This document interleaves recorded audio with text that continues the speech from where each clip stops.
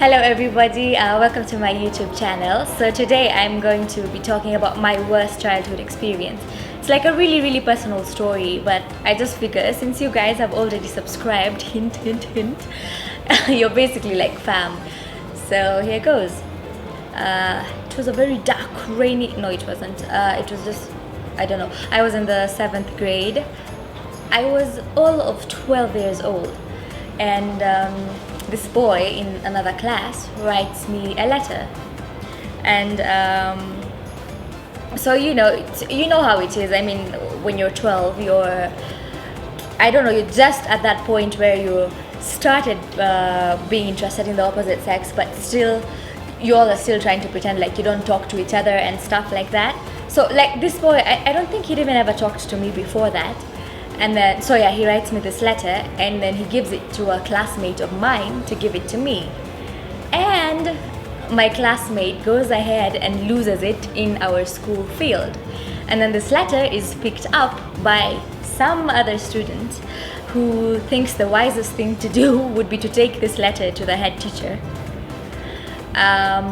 So that happened. And then, so in this letter that this boy had written to me, obviously he was like, I like you, blah blah blah, and he was also asking about some other guy whom rumors had that he was hitting on me or something. And so in this letter he's like, oh, by the way, is there something happening with you and this person? And then, so yeah, this letter went to the head teacher. Mark you, at that time I have no idea that there is even a letter in existence, because it was lost before it ever got to me. And then our head teacher, in all her wisdom, instead of calling me to find out or anything, decides to bring it up at assembly. All right, so she's talking about this story. She's all about, oh, there's guys who come to school to date, and people are busy having relationships, and then of course the whole school is laughing, because as I said, it is primary, so the whole having a boyfriend and girlfriend thing is still like shaky and tricky and whatever. So the whole school is laughing, myself included, because I have no idea it's me she's talking about. And then she makes it even worse, because she's like, this girl goes so far as to have not one but 2 boyfriends. All right, now by this time the whole school is, I mean, it's crazy, it's uncontrollable, everyone is laughing and things like that. And then she goes ahead, she's like, Usha, Jose, step forward. And I honestly, from the bottom of my heart, thought she's talking about someone else. Like, nobody wrote me a letter, okay? So you're definitely not talking about me. I do not have a boyfriend. I do not know who these people are you're talking about. And then, so I step forward, and she made it all like this epic thing, is like with the arena and stuff, because she's like, step forward, I step forward. She's like, face the crowd, what the hell? And then the whole school is laughing like crazy.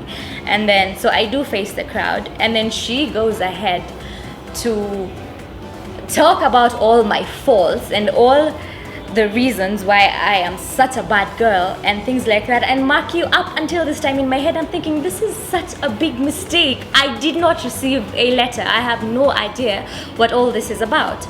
So end assembly, and then she thinks to summon me to her office when the damage is already done.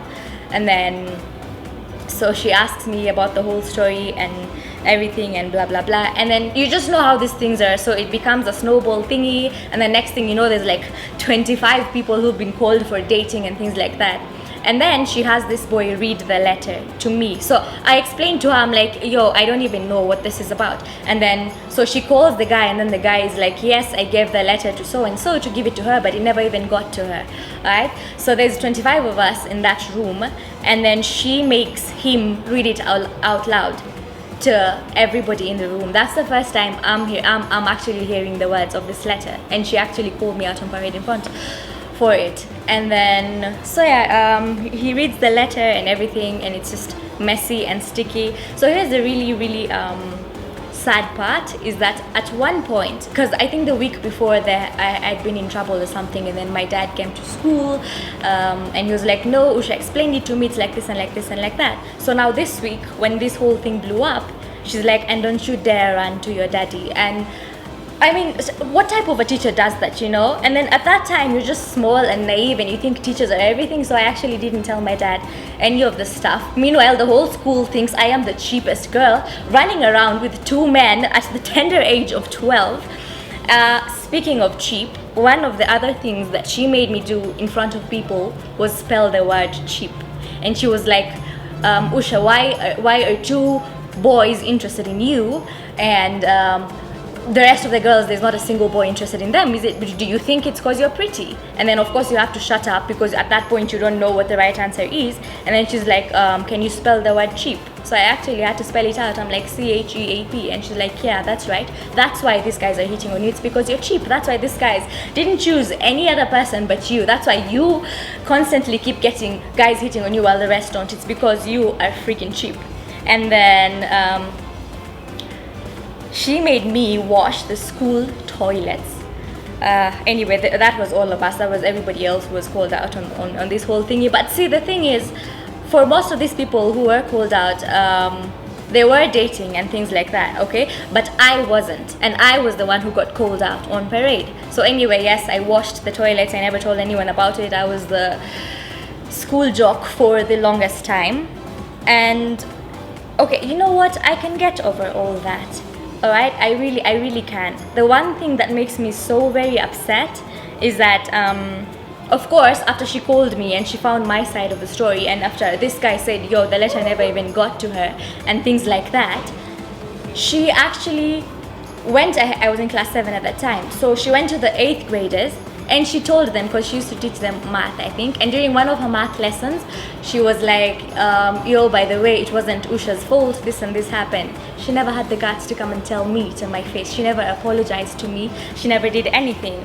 And then I think like a month later or something, like I really can't remember the timelines, guess who's chosen as head girl?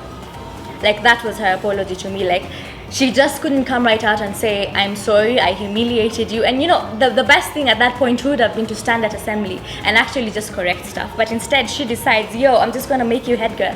And like, that's supposed to make everything okay, you know? And it affected me for such a long time, especially the whole, yo, spell cheap, you know, you're being pretty cheap and that's why people are hitting on you and stuff like that. It just, it made, oh my God. It made me very upset, and it actually affected me for a long time. Like I think it was maybe Form 2 before I actually started being okay with being pretty, because she made me feel like it was my fault, you know. And so okay, I think I'm over it. I hope.